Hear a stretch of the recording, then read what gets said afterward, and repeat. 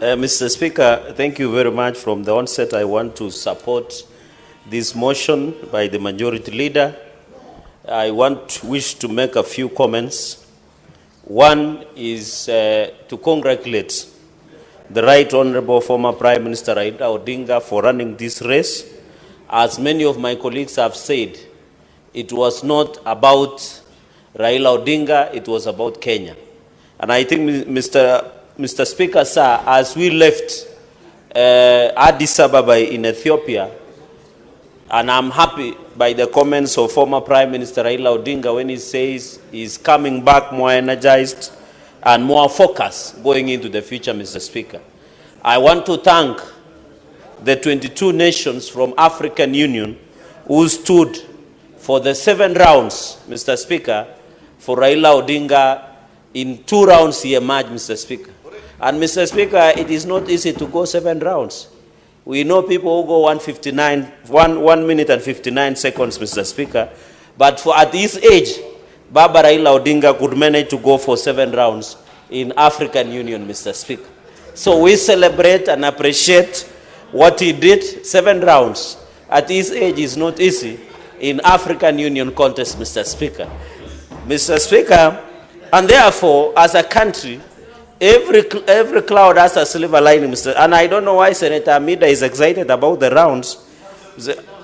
I don't know, Mr. Speaker, I don't want to digress. Mr. Speaker, and therefore, I want to assure the nation, and even, Mr. Speaker, thank President William Ruto for magnanimity.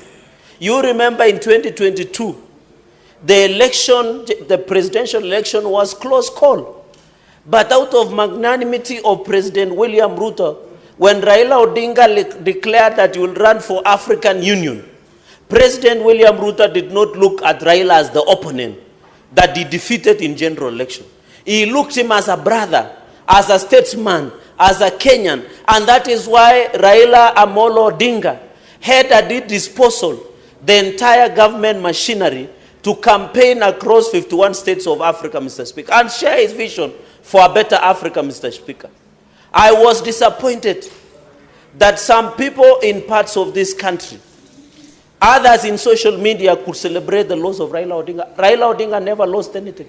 It is Kenya who lost, because it is the standing in the League of Nations, Mr. Speaker.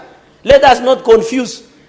If it is about losing, Raila has developed a thick skin of losing many elections, Mr. Speaker. But he has always looked at the brighter. He has been the safe pair of hands when Kenya is in turmoil. From 2007, Mr. Speaker, in 2018, and the other day in 2022, Mr. Speaker. So, Mr. Speaker, I want to say what the people who celebrated on social media and some parts of this country, we tell them, riswa na washindwe katika jina la Yesu, Mr. Speaker. Mr. Speaker, number 2, it is not the first time, Mr. Speaker, that Raila Odinga as a Kenyan has lost. Even Nancy Kirigitu lost. Even Rachel Mamo lost. Even the latest Amina Mohammed lost in 2017. We never saw this kind of vitriol and hatred, Mr. Speaker, against a candidate like Raila Odinga, Mr. Speaker. I want to tell the nation, many people thought when Raila lost in AU, some people could be used to fight government, or unto them. It will not happen, Mr. Speaker. Because as a country, we have more better agenda to have a prosperous nation going into the future in governance, in development, and in rule of law and democracy, Mr. Speaker. And therefore, Mr. Speaker, I want to applaud many Africans. There have been argument that the position of Kenya in DRC crisis, the position of Kenya in issues of Gaza and Israel, the position of Kenya in Sudan crisis, where we saw rapid response here in Nairobi, Mr. Speaker, and many other positions of Kenya across the world. But, Mr. Speaker, we must accept that beyond and above African Union engagement, there was the issue of religion, language, and region, and also superpowers. And I'm happy my brother from Mutembei has said, Kenya should not look east or west. We should look where our interests are as a country, Mr. Speaker. Because we cannot depend. You saw the other day when Donald Trump came, he came with a different policy. China or the East have come with a different policy, Mr. Speaker. And therefore, it is neither here nor there that we are arguing today that it is best on many forces. But we know after African Union, as a continent, there are many international and global interests, whether they come from east or west, Mr. Speaker. And therefore, for Raila Odinga, as our candidate, as a statesman, as a Kenyan, Mr. Speaker, to stand on the annals of history and look for this seat, Mr. Speaker, I want to congratulate him. It is not easy. Even in local elections, like ward elections, we have seen people who say, we will run, we will run. But when the real game is called, they are nowhere to run even for a ward election, Mr. Speaker. And that will happen in 2027, Mr. Speaker. And therefore, what is the future? As we congratulate His Excellency Mohammed Ali Yusuf of Djibouti, although I saw his speech and I was disappointed that we had more money and more power, Mr. Speaker, I thought he would have been more magnanimous. You know, in victory, under 48 laws of power, in Robert Greene, you should know when to stop celebrating. It is one of the basic tenets of 48 laws of power in Robert Greene, Mr. Speaker. Mr. Speaker, and therefore it is very unfortunate to come from him when he wants to unite the country. He will be the biggest envoy. Senator Onyonga will tell you, His Excellency Ali Mausuf Mohammed will be the biggest envoy of Africa. And therefore he should give a message of hope, of unity across the African continent, Mr. Speaker. We expect him to handle the DRC crisis, the Sudan crisis, Mr. Speaker, and many other crises that we face as a world, as a global nation, Mr. Speaker. The future of Africa, we need to agree. We need to ensure we trade more in the trade within Africa region. Why would I need a visa to travel to Ghana or even to South Africa, Mr. Speaker? And we are Africans. We should promote a visa-free Africa, where one African even work. There are many students from Masai Mara University. I wish to see them working in South Africa as experts or as civil servants in South Africa, in Namibia, in Ghana, in Tunisia, Mr. Speaker, in Djibouti, among other countries, Mr. Speaker. Number two, we must encourage open-air skies. It is unfortunate sometimes when we are flying to West Africa, you must fly to France so that you can fly back. It is more nearer to fly to London than to fly to some of the West Africa, Mr. Speaker. We must agree that we must promote open skies and aviation, Mr. Speaker, so that we can go into the future, Mr. Speaker. And in fact, as I talk, the reforms in Kenya Airways is long overdue, Mr. Speaker. We must, Mr. Speaker, we must ensure that we encourage Kenya Airways, which was now pride of Africa, is disappointing, Mr. Speaker. I saw even the Nigerian embassy, Nigerian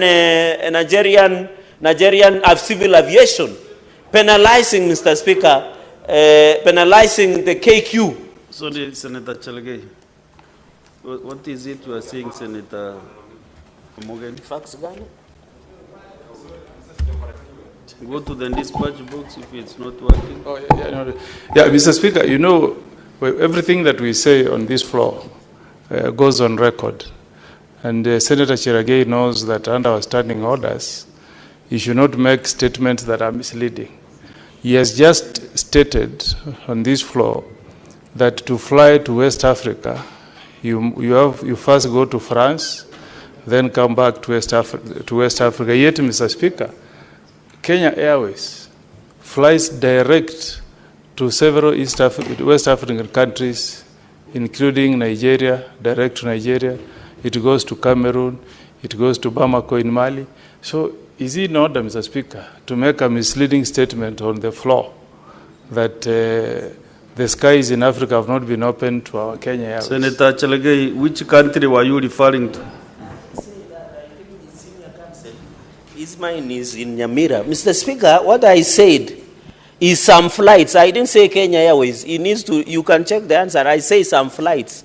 I did not say Kenya Airways specifically. I just came into Kenya Airways by saying we must revive Kenya Airways, we must revitalize Kenya Airways to turn around profitability. Because the way Kenya Airways is being run is being run down, Mr. Speaker. And the Kenya Kwanza Manifesto, one of our key components was aviation turnaround in terms of increasing cargo to ensure we give more revenue to Kenya Airways. And we have had a discussion about Kenya Airways. We must agree that even as we ensure there is open skies and aviation sector in Africa, we must make it vibrant so that is movement of people and services, Mr. Speaker. And I can see the senior counsel is nodding in agreement that Kenya Airways must be reformed, Mr. Speaker.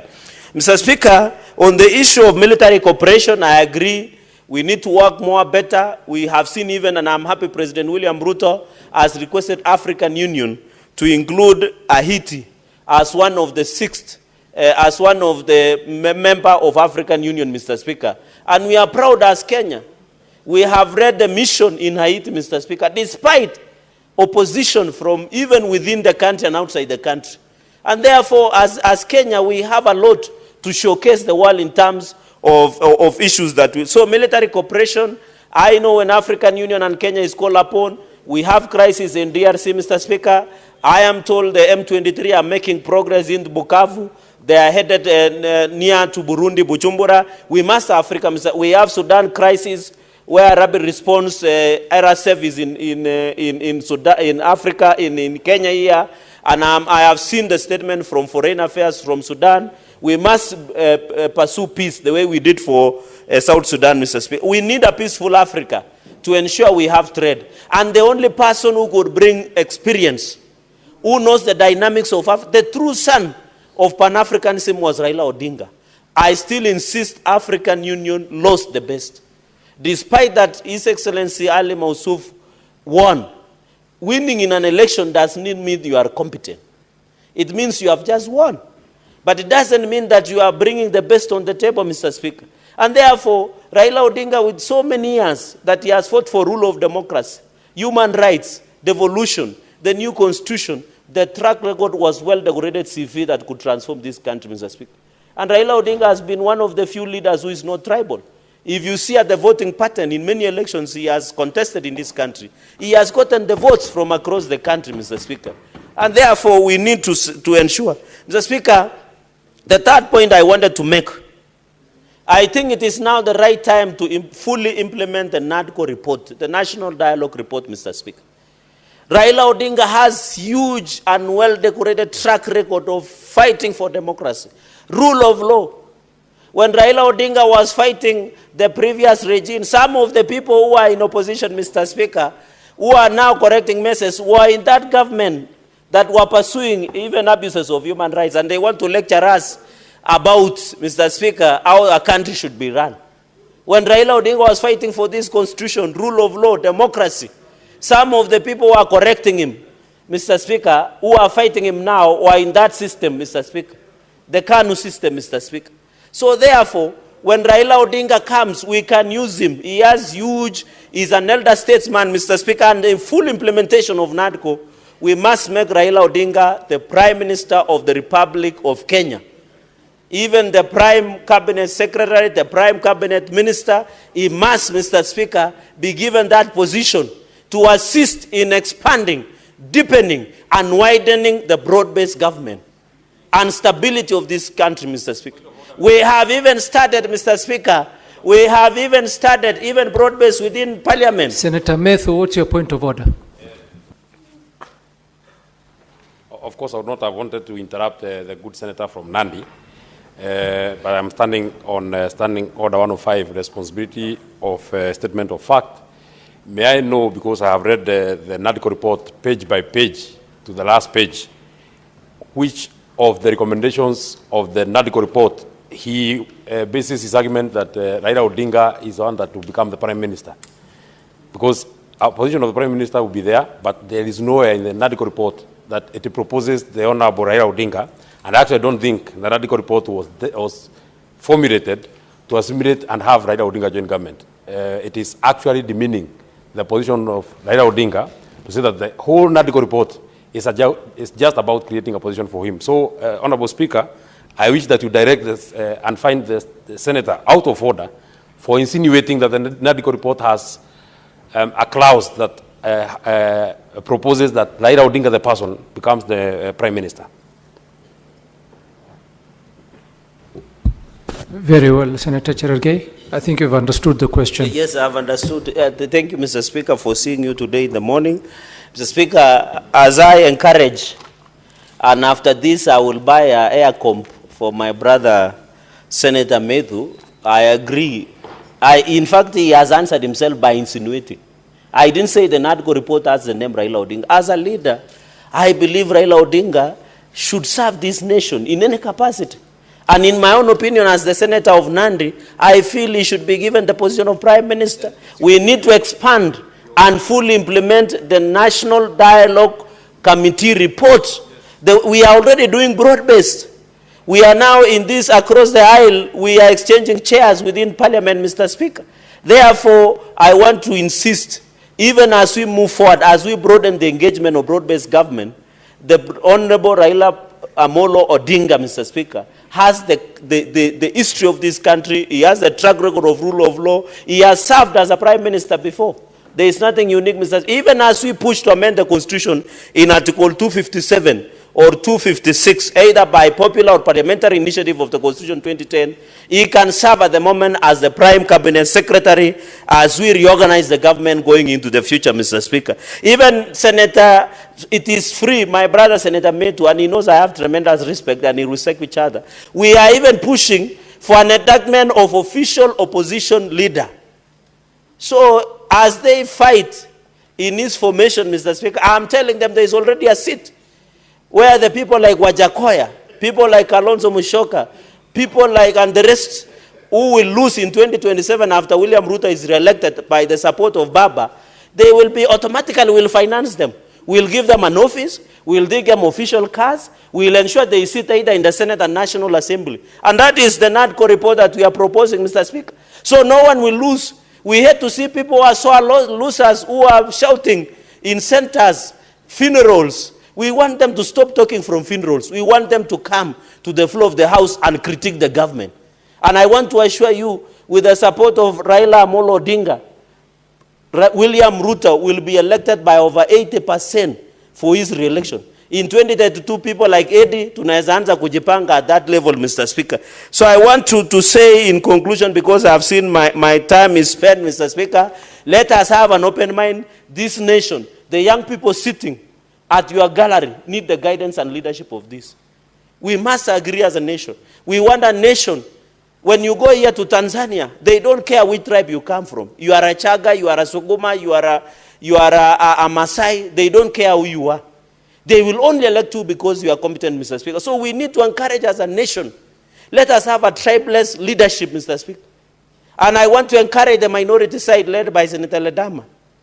Even as we engage on broad-based, you must clean your house. We cannot be saying we are broad-based, yet we have people who are opposing the broad-based within yourself, Mr. Speaker. And I know you know the person you are seated next to you on your right, Mr. Speaker. It is better to give that seat to Senator Hedi and other people, Mr. Speaker, so that you can have a one united front. Let us release people like Senator Wambua to go and oppose government freely instead of opposing government within. This is a broad-based government. May it long live under the leadership of William Ruto and Raila Odinga. Mr. Speaker, with those many remarks, I support and I thank you. Senator Eddie Okech. Imepewa list.